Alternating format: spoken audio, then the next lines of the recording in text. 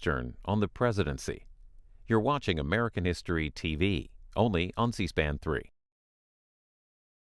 In 2017, the Library of Congress acquired a one-of-a-kind manuscript, an 1831 autobiography of a slave written in Arabic. Up next on American Artifacts, the story of Omar Ibn Said and a collection of documents that bears his name.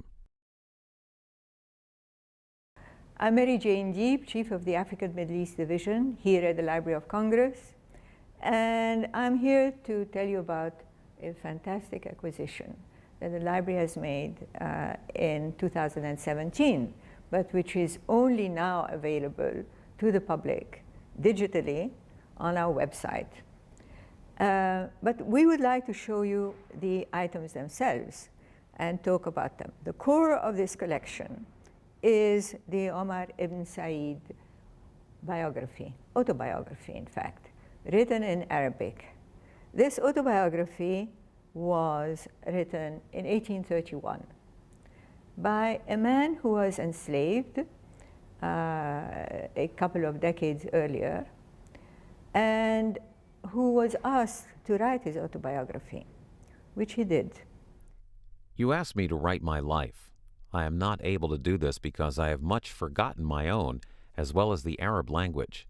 Neither can I write very grammatically or according to the true idiom. And so, my brother, I beg you, in God's name, not to blame me, for I am a man of weak eyes and of a weak body. This autobiography has been well known, since the time it was written, so for the last almost 200 years, okay? Its existence has been known, so it's not a mystery.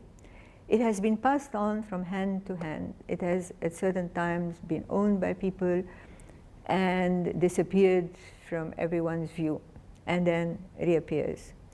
The latest owner was Derrick. He was an African-American collector of Africana and of historic documents on African Americans, and he bought it at an auction in New York at the Swan Gallery in the early 90s. And he took it around because he realized its importance in changing the image that people had of who the people were that they had brought in as slaves. He realized its importance, and he wanted that autobiography to get greater attention. In 2002, we at the Library of Congress organized a conference on globalization, and one of the conferences was on Islam in America. And basically, we were trying to find out who were the first Muslims who came to America. What were the different waves of Muslims who came to America? And the first wave was the African slaves who were brought in, who were Muslims. So there probably is something like perhaps 10% to 15%, it's a guess, of the people who were brought in from West Africa were Muslims. So when in 2002, we made a conference on Islam in America, he was one of the people who was invited. And he brought with him this autobiography. And he showed it to us. And it was the first time we at the library saw it, and most of the people in the audience had never seen that, had never heard about it, had no idea about it. And so he brought it to the front, and his was the first talk. One of the most important remaining articles of Islamic material culture from early America is a manuscript written by Omar Ibn Said. So this is a frontage slide of the manuscript, which you can take a look at after the conference. It's in this display case here. And that was in and of itself a revelation. And so we all admired the manuscript, etc. And he said then, in 2002, that manuscript should be at the Library of Congress because it should belong to all Americans. It should be available for all Americans to see and to read. And we all agreed and said, yes, yes, yes, of course, but he was not ready yet to sell it, and we were not ready to buy it yet. We didn't have the funds. So from 2002 to 2017, this manuscript was on the road, and it went to various universities and various institutions. I mean, it has been on the road for a long, long time. And then Derrick fell sick, and he felt he was going to die, and he wanted this manuscript to be here. So he got in touch with us, and he said, this manuscript, I've put it at Sotheby's. It is there for sale.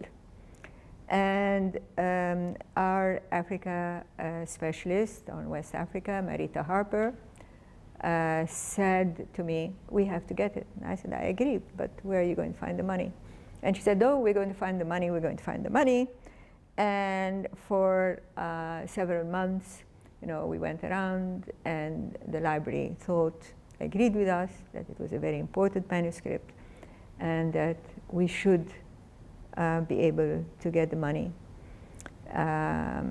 you know, towards the end of the year when we have end-of-year funding. And so our acquisition office came up with the money and also negotiated with Sotheby's, and eventually we purchased it. Now, Omar Ibn Said was a scholar.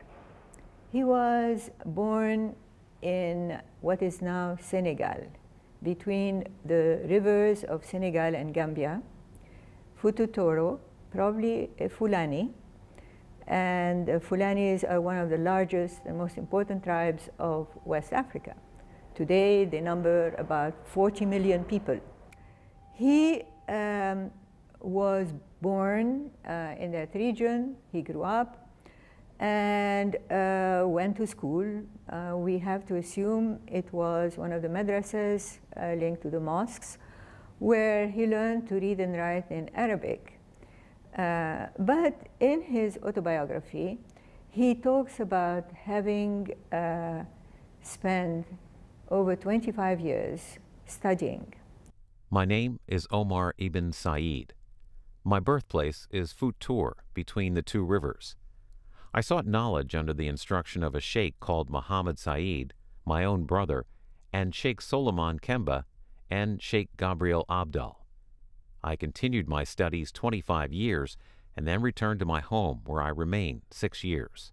We are not quite sure what he was studying, but we do know that he was studying with mentors. And this is quite the traditional way of studying in both the Middle East and in Africa at that time. You had mentors. You began in the madrasa, and then you went on and studied with scholars. His knowledge was expansive. He must have spoken at least 2 or 3 languages. And, but he was in a region in which there was war, tribal warfare. This was not uncommon. And at a certain point, at the age of 37, he was caught by, during tribal conflict, and he speaks about a large army having come in. There came to our place a large army who killed many men and took me and brought me to the Great Sea and sold me into the hands of the Christians, who bound me and sent me on board a great ship, and we sailed upon the Great Sea a month and a half, when we came to a place called Charleston in the Christian language. There they sold me to a small, weak, and wicked man called Johnson, a complete infidel, who had no fear of God at all. And we know from some scholars that he probably went out from the port of St. Louis on a ship and sailed across to South Carolina, to Charleston. And he was obliged to do hard work. And he says, I'm a small man, a weak man. That's not the work for me. So he runs away. And again, this is what he writes in his biography. Now, I am a small man and unable to do hard work, so I fled from the hand of Johnson, and after a month came to a place called Fayetteville. There I saw some great houses, churches. On the new moon, I went into a church to pray. A lad saw me and rode off to the place of his father and informed him that he had seen a black man in the church. A man named Hunter and another man with him on horseback came, attended by a troop of dogs. They took me and made me go with them 12 miles, where they put me into a great house from which I could not go out. I continued in the great house, which in the Christian language they called jail, 16 days and nights. And apparently, he starts writing on the walls. And, you know, what was he writing? We're not sure. It might have been a prayer, asking God to help him. But whatever it was, it drew the attention of the jailer, who then eventually calls on the governor of North Carolina to come and see this person who is in jail, but who seems to be writing on the walls, and he seems to be a respectable man. And so the governor and his brother come to the jail, and they meet with him, and eventually they take on Omar Ibn Said to the house of the brother of the governor of North Carolina, where he eventually spends the rest of his life. And it is this story that he tells in his book. It's very brief. His autobiography is brief, but it is written in a way that humanizes the experience of being caught, of being enslaved, and then of finding people who, although he is enslaved and in the house, who respect him. And so he's highly admiring of the family he has been put in.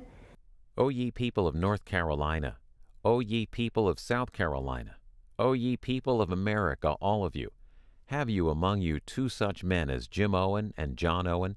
These men are good. What food they eat, they give to me to eat. As they clothe themselves, they clothe me. They permit me to read the gospel of God, our Lord and Savior and King. He is offered at a certain point to go back to Senegal or to West Africa, and chooses to remain in America. He converts to Christianity, and there are records of him going to church, reading the Bible, and but he also impresses everyone around him. So Omar Ibn Said becomes famous in his own lifetime. There are articles written about him. There are people coming to meet with him who praise him. There are people interested in what he's thinking, asking him to write this autobiography. And so it is a new way of looking at really what happened to some of the people who were brought into the United States. And it sort of tells us that the story that we usually hear about, you know, slavery, is a much more complex one in terms of the people who were brought in and in terms of the people who are here. Now, with respect to the rest of the collection, this autobiography then becomes part of a larger collection. And we have an abolitionist, the founder of the American Ethnographic Society, Theodore Dwight, who decides that he really wants this autobiography to be made known to others in America. He is challenging the conceptual framework, if you want, of people at that time about who they were enslaving, who they were, quote unquote, civilizing. And he's basically saying, you better find out about Islam, you better find out about West Africa. And this is a way, an introduction, if you want, to the study of Islam in West Africa. And in terms also of the history of that region, he really wanted people to know about it. So he sends this autobiography to a number of missionaries, Arabists, who were in the Near East at that time. One of whom is very, very well known, Daniel Bliss, who was one founder of what is today the American University of Beirut. And at that time was a Syrian Protestant college. He knew Arabic. He spent years in Lebanon. In fact, there's a whole street in Lebanon called Daniel Bliss. There's a hall in the American University called Bliss Hall. And he also approaches another scholar, missionary. Somehow they're all related to Yale University, Isaac Bird, who was also an Arabist, if you want, in the sense that he knew Arabic, he had studied Islam, and he was a missionary in the Near East as well. And those two men begin translating, if you want, the autobiography.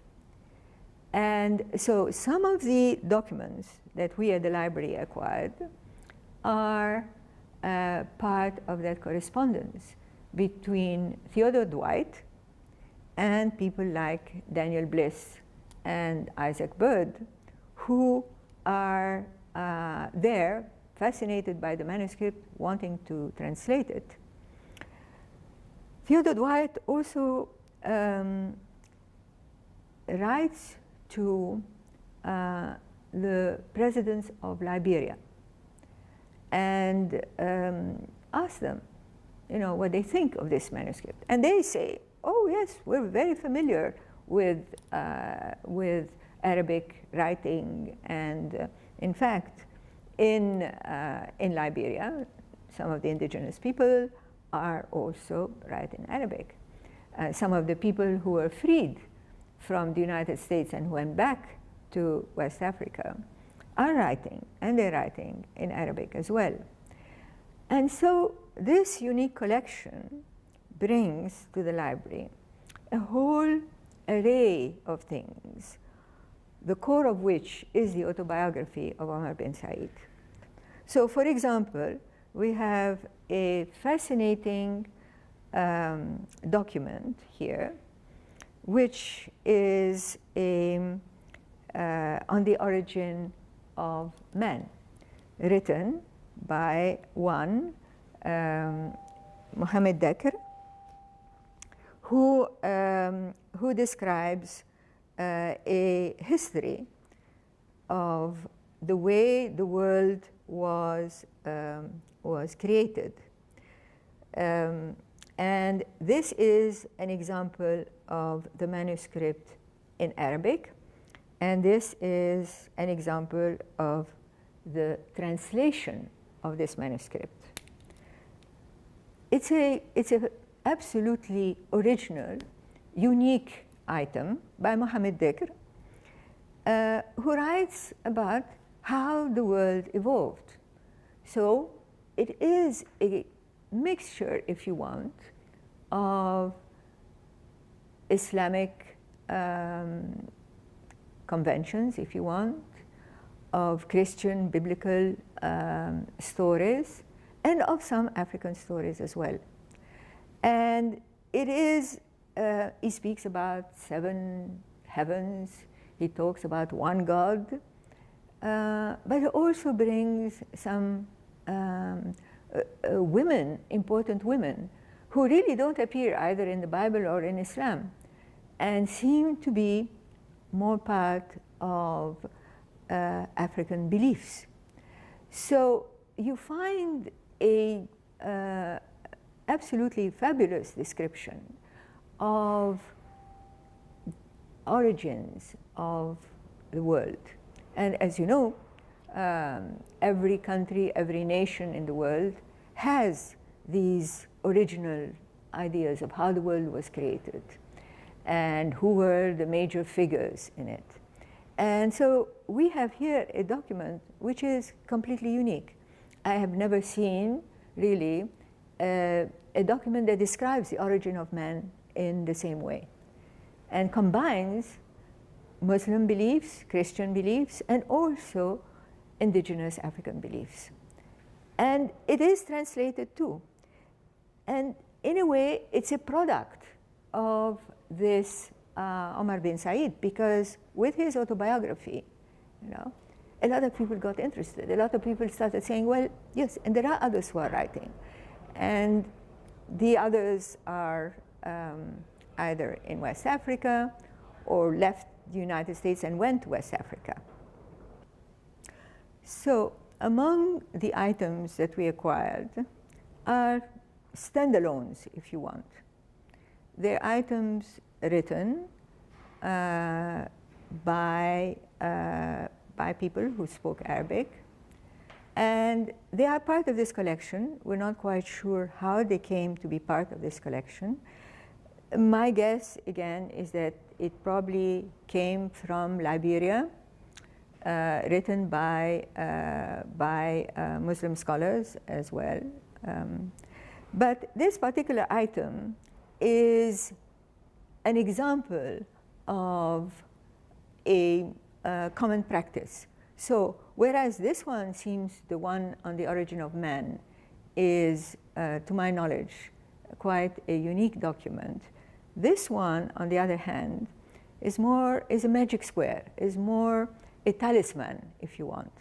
It's written in Arabic, and it's a square, and really it is a prayer of towards God. So it begins, Bismillahir Rahmanir Rahim, you know, in the name of God, the merciful and the compassionate, and to his prophet, and basically it asks God's protection for camels.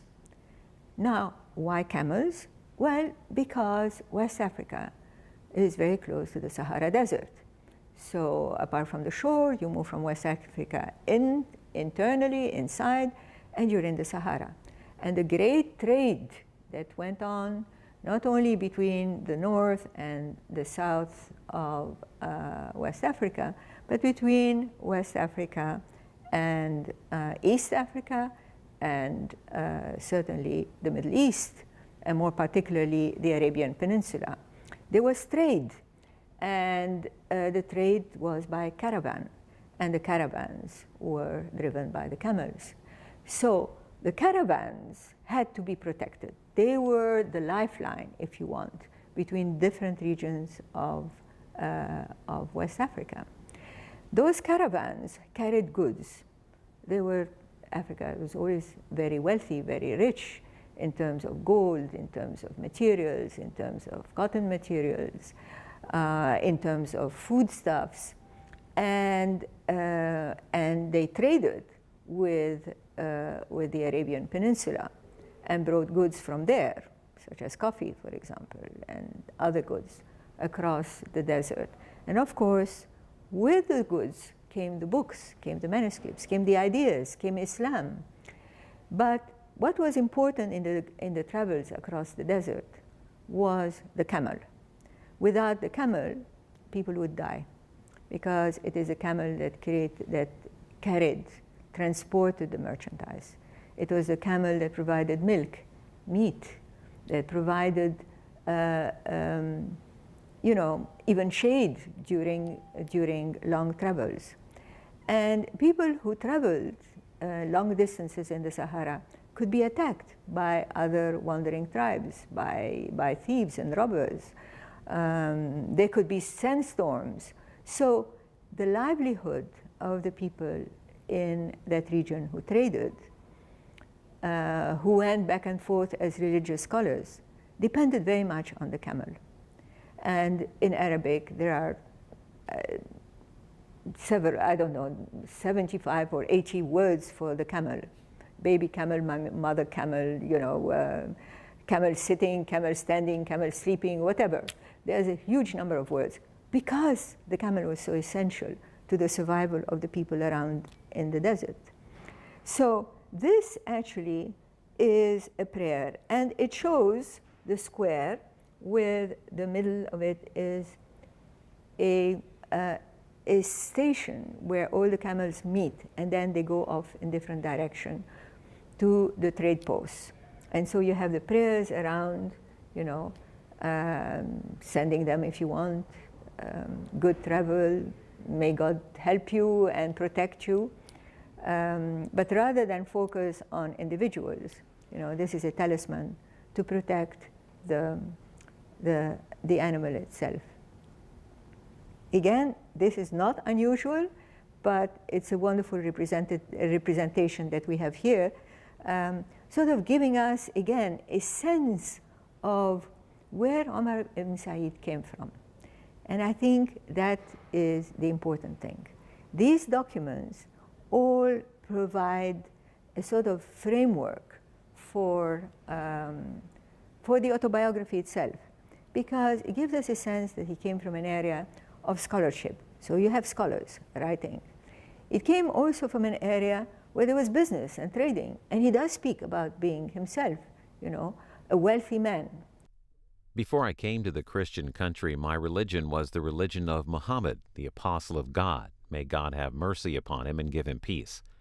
I walked to the mosque before daybreak, washed my face and head and hands and feet. I prayed at noon, prayed in the afternoon, prayed at sunset, prayed in the evening. I gave alms every year, gold, silver, seeds, cattle, sheep, goats, rice, wheat, and barley. I gave tithes of all the above things. I went every year to the holy war against the infidels. I went on pilgrimage to Mecca, as all did who were able. You realize that he was a man of wealth, but where did that wealth come from? Probably was a merchant as well. So there you have this supporting evidence to give a sense of the people who lived in West Africa, those who were eventually caught, those who were eventually brought into the United States as slaves, had a whole history behind them. They had a whole civilization behind them that went back hundreds and hundreds of years. And it is not difficult to understand it because, after all, they belonged to a monotheistic faith, they did business. So by translating their works, making those works available, you then, in a way, begin to rewrite history. Okay? They were not what was often described as, you know, people that were taken in, they had no religion, they were pagans, they had no civilization, etc. That is not the case. And therefore, Omar Ibn Said, in a way, this little autobiography is able to make us think in a different way, to make us rewrite, in a way, history, the history of that period. And so I was very excited to see that when we brought in students, high school students, they looked at that and they said, I didn't know that.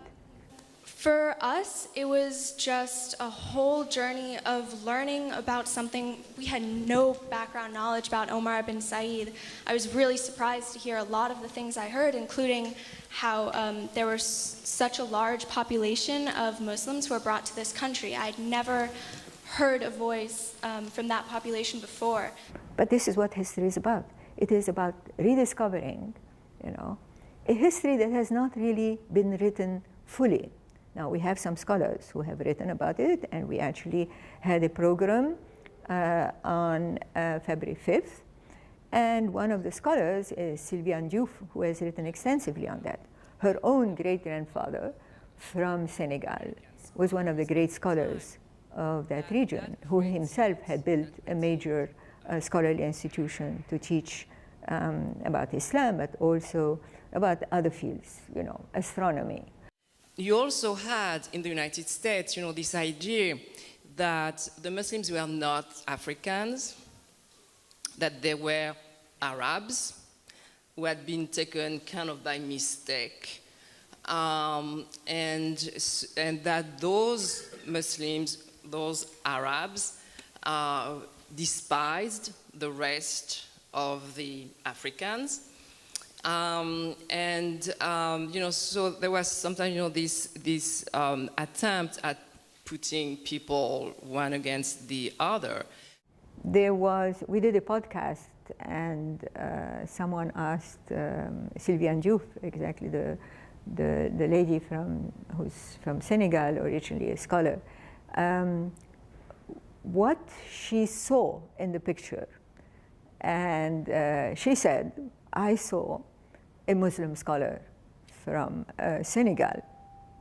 And what I can say is that I see a man with great dignity, a man very sure of himself, very confident in a way almost as if he had a mission, and to tell people about his past, and to inform others about who he is, not only for himself, but for all the people who are behind. I mean, there are a number of intriguing things in this autobiography, and if you would let me say a few words about why I think it's intriguing. Well, one thing is he never gives us his full name. Omar bin Said simply means Omar, the son of Saঈd. Now, Saঈd had, from his own autobiography, a number of sons. But Saঈd what? Saঈd who? He never gives us his family name.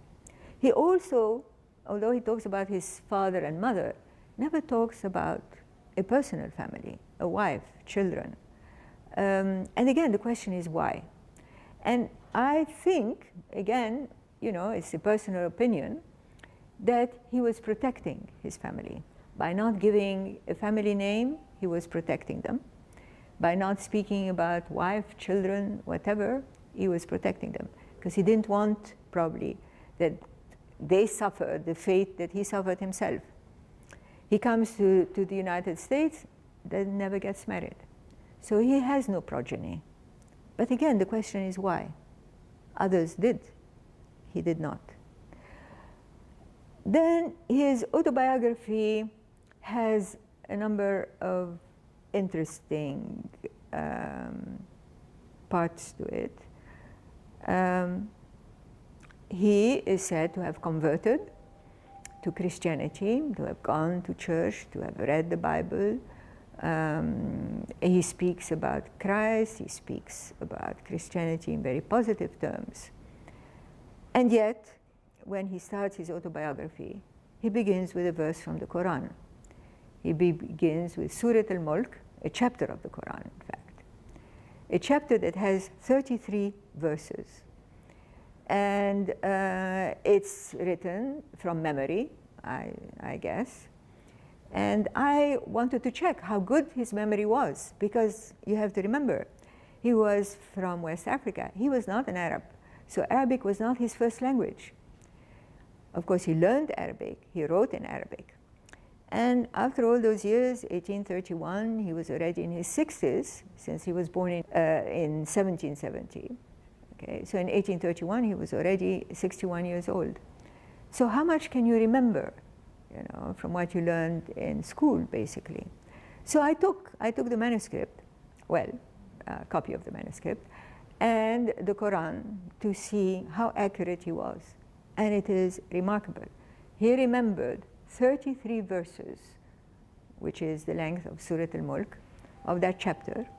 He wrote it completely from A to Z. There's only one verse that he seems to have forgotten 2 or 3 lines of, but for the rest, he remembers the whole thing. Now, again, why did he put that verse? And Surah Al-Mulk means the chapter of dominion, but Mulk in Arabic has also the concept of ownership. And he chooses, of all the chapters in the Quran, the chapter on ownership.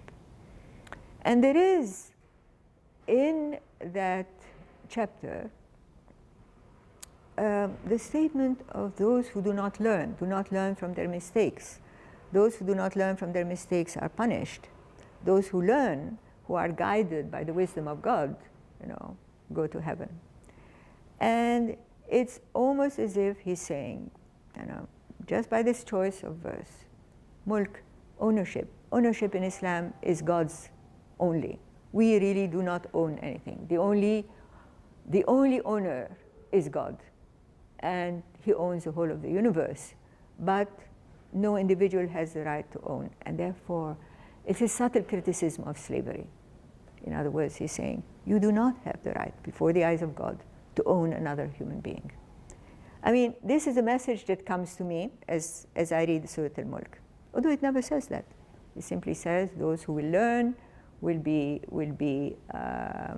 rewarded. Those who do not learn from their thing will be punished. I think he sees himself through his work as really a, let's say, a missionary to some extent, bringing the truth to the world through his writings. But again, this is something that scholars have to work on and have to be able to analyze. And so there's a lot of interesting questions that one might raise with respect to the collection and with respect to the autobiography. This is what is called in Arabic, in terms of the style of these manuscripts and of this one, a Maghribi style of writing. Now, Maghribi is simply the style of the writing. The words are in Arabic. Maghribi is more square, thicker in lines than the Arabic written, let's say, in Egypt or Syria or Saudi Arabia, which is more slanted.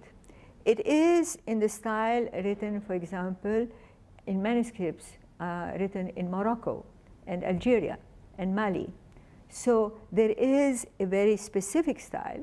It's a very beautiful one, but quite distinct. So this is a Maghribi, both this one and the one on the Origin of Man and the others, which is a very distinctive style of writing, but completely intelligible to anyone who's reading it. So there is no mystery in terms of the meanings or in terms of the words or the structure of the sentences. It's just the design. You know, Arabic calligraphy is very decorative, and this is why you find it on walls and designing of walls, on mosques, on palaces. You see it on designs of plates and pottery and ceramic and copper and gold and silver. The designs are very often calligraphic designs. And so this is simply a special sign, which is very distinctive of North and West Africa. The important thing here is that it's a miracle that it survived for 200 years. And as I said, it traveled. It went from hand to hand. People thought it was important enough to carry it on. There probably were others written by people who were enslaved, but this is the only known existing manuscript in Arabic written by a slave in the United States. It's the only one. Now, someone might find something in their attic, and please contact the Library of Congress. Let us know that you found some magnificent manuscript somewhere.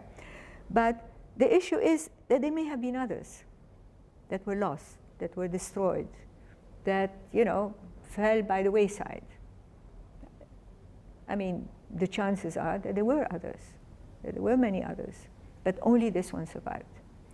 And so it is this story. It's as if, for 200 years it's been carried and moved from one to the next generation, each one thinking it is important that people know about it and that people understand, that in Africa, people had a long and ancient civilization, that there was a written culture, that people were scholars, that they were businessmen, that they were warriors, that there was a whole fabric of society, which often in the tale that is told, the history that is written, seems to disappear. And so this brings it to life. It tells a story which is absolutely vital to our understanding of what Africa was like 200 years ago. The moment I leave you, I'm going to take a paper and get everybody signing off. So I'm chief of the division until the end of the day. and then I go into oblivion. I have to say that I have a feeling of complete satisfaction of a job done, completed, and finished.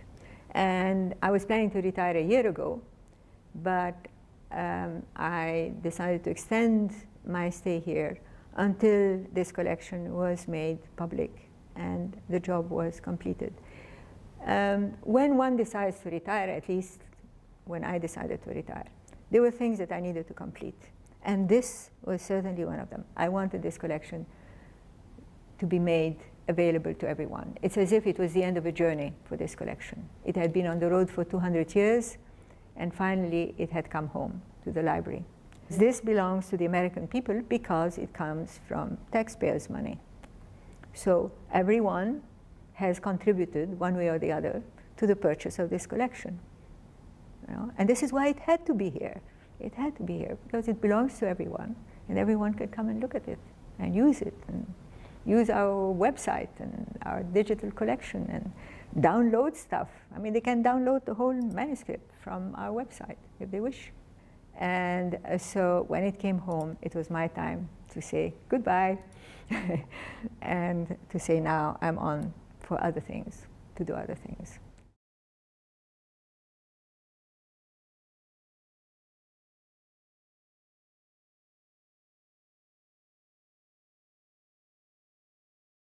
Starting Memorial Day, May 27th, all week in prime time, C-SPAN has coverage of commencement ceremonies taking place at colleges and universities.